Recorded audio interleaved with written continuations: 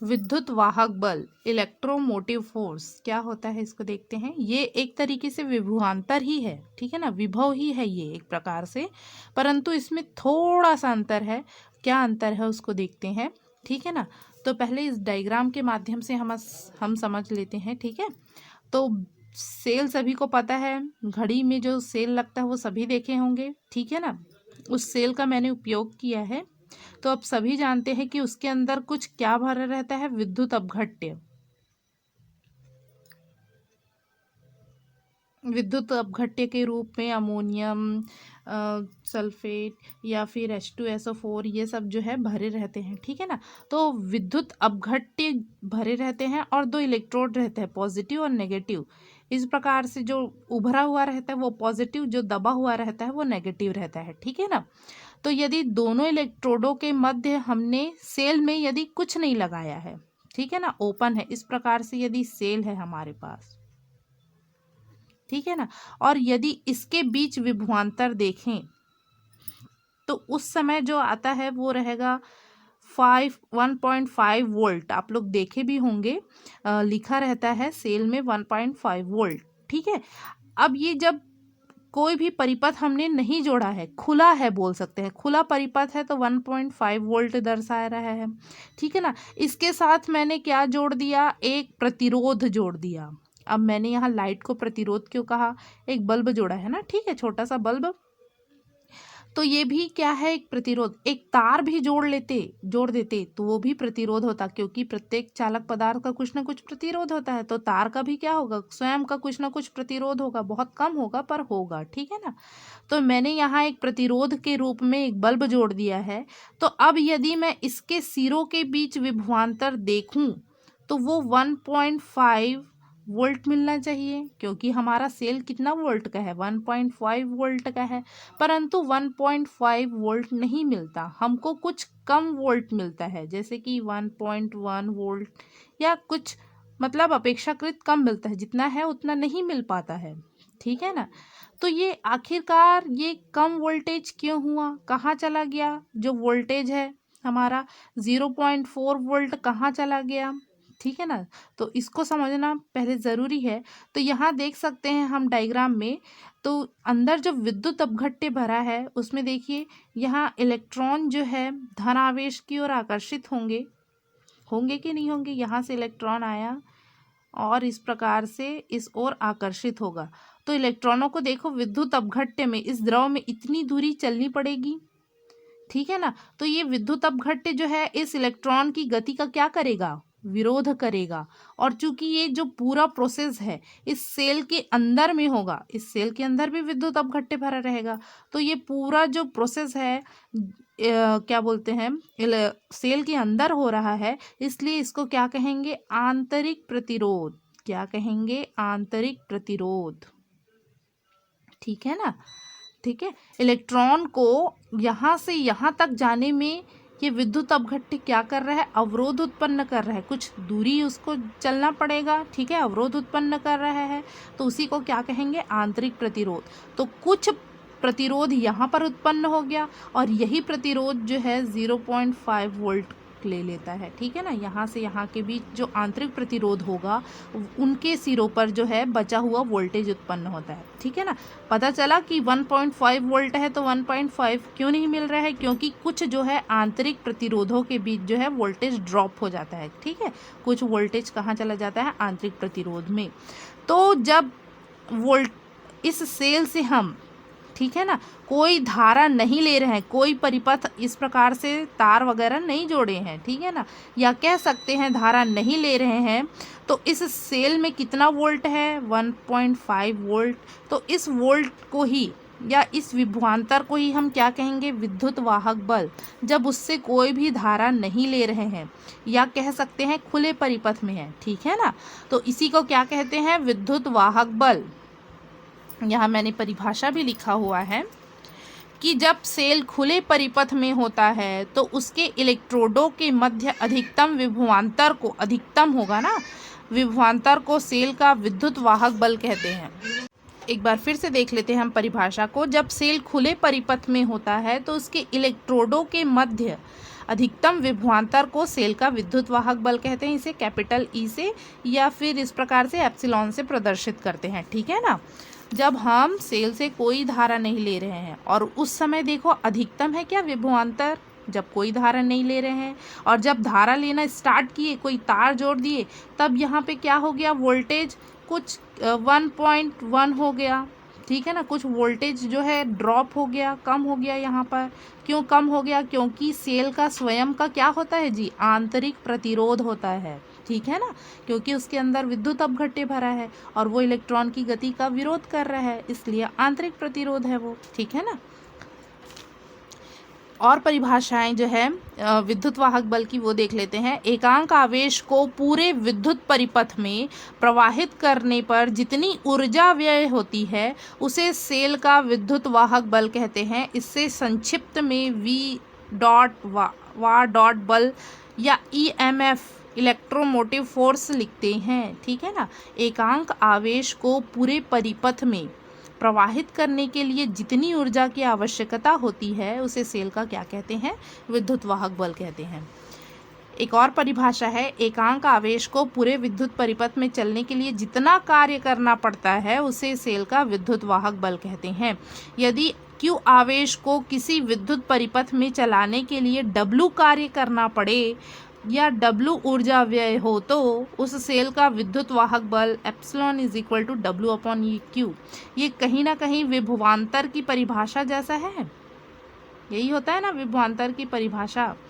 V बराबर W/Q। एकांक आवेश को अनंत से विद्युत क्षेत्र तक किसी बिंदु में लाने में किया गया कार्य क्या कहलाता है, विभव कहलाता है। पढ़े हैं कि नहीं। तो देखो इसमें भी W/Q है, इसमें भी W/Q है। ठीक है ना, आवेश। तो इस प्रकार से विद्युत वाहक बल का सूत्र क्या हो जाएगा, एप्सिलॉन बराबर W/Q। इसका मात्रक भी विभवांतर की मात्रक की तरह क्या होता है, वोल्ट होता है। ठीक है, समझ में आया सभी को। नेक्स्ट टॉपिक है हमारा सेल का टर्मिनल विभवांतर। ठीक है ना। तो टर्मिनल विभवांतर क्या होता है, तो जब सेल बंद परिपथ में होता है अर्थात सेल से धारा ली जाती है तो बाह्य परिपथ में एकांक आवेश को प्रवाहित करने में व्यय हुई ऊर्जा को सेल का टर्मिनल विभवांतर कहते हैं। इसे कैपिटल V से प्रदर्शित करते हैं। ठीक है ना। देखो हमारे पास एक सेल है, उससे यदि हमने क्या किया, धारा लिया, ये लाइट जला रहे हैं हम इस सेल की सहायता से, तो अब यदि इस टर्मिनल पर विभवांतर देखेंगे, ठीक है ना, तो कुछ कम मिलेगा। यहाँ 1.5 वोल्ट मिल रहा है, यहाँ कितना मिला, मान लो 1.1 वोल्ट। तो इनके सिरों के बीच जब हम क्या कर रहे हैं, सेल जो है बंद परिपथ में है, ध्यान रखना सेल किस में होना चाहिए, बंद, अर्थात सेल से धारा ली जा रही है, तब उसके टर्मिनल के बीच के जो विभवांतर है, ठीक है, उसे ही क्या कहते हैं, सेल का टर्मिनल विभवांतर कहते हैं। या कह सकते हैं कि एकांक आवेश को पूरे परिपथ में चलाने में जितनी ऊर्जा व्यय होती है उसे क्या कहते हैं, सेल का टर्मिनल विभवांतर कहते हैं। सेल का टर्मिनल विभवांतर समझ में आ गया सभी को। विद्युत वाहक बल जो अधिकतम विभवांतर है, तो अधिकतम विभवांतर कब मिल रहे हैं हमको, जब सेल खुले परिपथ में है। ठीक है ना। और जब सेल जो है बंद परिपथ में है तो उसको टर्मिनल विभवांतर कह दिए। ठीक है ना। तो यहाँ देखते हैं विद्युत वाहक बल बराबर क्या लिख सकते हैं हम, टर्मिनल विभवांतर प्लस आंतरिक प्रतिरोध से में उत्पन्न विभवांतर। ये आंतरिक प्रतिरोध को मान लो स्मॉल r से दर्शाए, इसके कारण भी कुछ वोल्टेज ड्रॉप हो रहा था, 0.4 वोल्ट यहाँ आ रहा था, बाकी बचा हुआ यहाँ आ रहा था। ठीक है ना। तो इस आंतरिक प्रतिरोध के कारण उत्पन्न विभवांतर और टर्मिनल विभवांतर के योग से क्या मिल सकता है हमको, विद्युत वाहक बल। ये विद्युत वाहक बल है 1.5, दोनों को जोड़ो, ये टर्मिनल विभवांतर 1.1 प्लस 0.4 कितना आ गया जी, 1.5 नहीं आया। ठीक है। तो विद्युत वाहक बल टर्मिनल विभवांतर और आंतरिक प्रतिरोध के उत्पन्न विभवांतर के बराबर होता है। ठीक है। अब देखते हैं सेल का आंतरिक प्रतिरोध, इसको हम लोगों ने पढ़ ही लिया है। इंटरनल रेजिस्टेंस ऑफ सेल, ठीक है। तो सेल जो निर्माण किए हैं उसके अंदर क्या भरा रहता है जी, विद्युत अपघट्य। ठीक है। तो सेल के अंदर दोनों इलेक्ट्रोडों के बीच उपस्थित विद्युत अपघट्य विद्युत धारा के प्रवाह में जो रुकावट डालते हैं उसे सेल का आंतरिक प्रतिरोध कहते हैं। इसे स्मॉल आर से प्रदर्शित करते हैं। ठीक है। ये सेल है हमारे पास, इसके मध्य यदि देखेंगे आप, यदि खोलकर, तो विद्युत अपघट्य भरे रहते हैं जो इलेक्ट्रोडों जो विद्युत धारा के प्रवाह में क्या डालते हैं, रुकावट डालते हैं, और इसे ही क्या कहते हैं, आंतरिक प्रतिरोध कहते हैं। ठीक है। इसे स्मॉल आर से प्रदर्शित करते हैं। तो किन किन चीज़ों पर निर्भर करेगा ये आंतरिक प्रतिरोध, वो देख लेते हैं। दोनों इलेक्ट्रोडों के बीच की दूरी पर, ठीक है ना, मैंने ये क्या किया है, ये इलेक्ट्रोड बनाए हैं, ये प्लस और माइनस, ये विद्युत अपघट्य भरा हुआ है। ठीक है। तो दोनों इलेक्ट्रोडों के बीच की यदि दूरी क्या हो, अधिक हो, दूरी का मान बढ़ाएं, तो इलेक्ट्रॉन को क्या होगा, ये यहाँ पर था, अब मैंने क्या कर दिया, थोड़ा दूर दूर रख दिया, ये प्लस है, ये माइनस, प्लस माइनस, तो इलेक्ट्रॉन को यहाँ से यहाँ चलने में क्या होगा, आसानी होगा। परंतु यहाँ से यहाँ तक की दूरी, थोड़ी लंबी दूरी तय करनी पड़ेगी, तो रेजिस्टेंस क्या होगा, और ज़्यादा होगा, प्रतिरोध ज़्यादा होगा। ठीक है ना, इसमें आसानी से यहाँ पहुँच जाएगा। तो दूरी बढ़ाने पर क्या होगा, आंतरिक प्रतिरोध का मान बढ़ेगा। ठीक है। जितना ज़्यादा दूरी उतना रुकावट डालेगा, इसलिए दूरी बढ़ाने पर आंतरिक प्रतिरोध का मान बढ़ेगा, और दूरी कम करेंगे तो कम होगा। विद्युत अपघट्य में डूबे इलेक्ट्रोडों के क्षेत्रफल पर, यदि क्षेत्रफल मैंने बढ़ा दिया, मोटा कर दिया तार को, ठीक है, तो ये देखो दूरी लगभग कम हो जाती है। तो इलेक्ट्रॉनों का विद्युत अपघट्य में डूबे इलेक्ट्रोडों के क्षेत्रफल बढ़ाने से क्या होगा, प्रतिरोध जो है कम होता है। ठीक है। क्षेत्रफल का मान बढ़ाने से जो आंतरिक प्रतिरोध है या स्मॉल आर जो है कम होता है। ठीक है।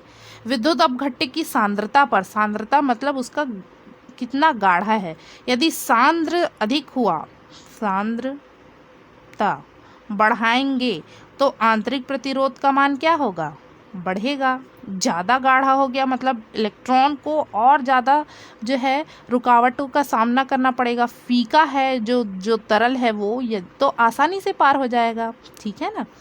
ताप यदि बढ़ाएंगे, ठीक है, तो विलयन जो विद्युत अपघट्य है वो फीका हो जाएगा। ठीक है ना। तो ताप बढ़ाएंगे तो आंतरिक प्रतिरोध का मान क्या हो जाएगा, कम हो जाएगा। ठीक है ना। आसानी से इलेक्ट्रॉन फ्लो हो पाएंगे ताप बढ़ेगा तो।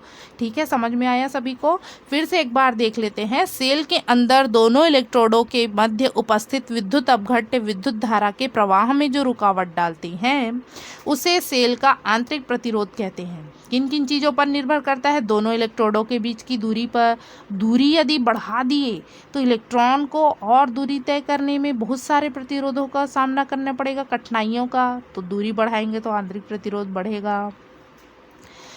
विद्युत अपघट्य में डूबे इलेक्ट्रोडों के क्षेत्रफल पर, क्षेत्रफल यदि बढ़ाएंगे तो क्या होगा, आंतरिक प्रतिरोध का मान कम हो जाएगा। ठीक है ना। विद्युत अपघट्य की सांद्रता पर, ज़्यादा सांद्र गाढ़ा है हमारा विद्युत अपघट्य तो इलेक्ट्रॉन को चलने में क्या होगा, परेशानी होगा, तो आंतरिक प्रतिरोध का मान बढ़ेगा। ताप पर, ताप बढ़ाएंगे तो जो विद्युत अपघट्य विलयन है वो क्या हो जाएगा, फीका हो जाएगा, इसलिए आंतरिक प्रतिरोध का मान क्या होगा, कम होगा। ठीक है। आंतरिक प्रतिरोध के लिए व्यंजक है जो बहुत ही ईजी है, ओम के नियम की सहायता से बना हुआ है। तो माना किसी सेल का विद्युत वाहक बल एप्सिलॉन तथा आंतरिक प्रतिरोध स्मॉल आर है। ठीक है। यह बाह्य प्रतिरोध स्मॉल आर में विभवांतर V पर I विद्युत धारा प्रवाहित करता है। ठीक है ना। हमारे पास क्या है, एक सेल है प्लस और माइनस, जिसका आंतरिक प्रतिरोध क्या है, स्मॉल आर। हमने क्या लगा दिया, एक प्रतिरोध लगा दिया R, जिसके सिरों पर विभवांतर क्या है, ये जिसके सिरों पर विभवांतर V है और धारा I प्रवाहित हो रही है। तो ओम के नियम से I = V/R, V = IR होता है कि नहीं। तो I का मान निकालो तो V/R, समीकरण 1 बोल दिए इसको। परिपथ का कुल विद्युत वाहक बल यदि एप्सिलॉन है तो कुल प्रतिरोध कितना है जी, स्मॉल r प्लस आर। एक तो सेल का स्वयं का प्रतिरोध है और एक जो हमने बाह्य प्रतिरोध लगाया है, तो कुल प्रतिरोध r प्लस आर हो गया, ठीक है ना। देयरफॉर धारा I इज इक्वल टू क्या हो जाएगा, इसके लिए यदि धारा निकालेंगे तो विद्युत वाहक बल एक प्रकार से विभवांतर ही है ना।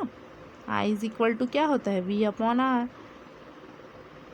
तो विभवांतर की जगह विद्युत वाहक बल एप्सिलॉन, प्रतिरोध की जगह दो प्रतिरोध है भाई, स्मॉल r स्वयं का आंतरिक प्रतिरोध और एक बाह्य प्रतिरोध, तो r प्लस आर लिख दिए, ठीक है।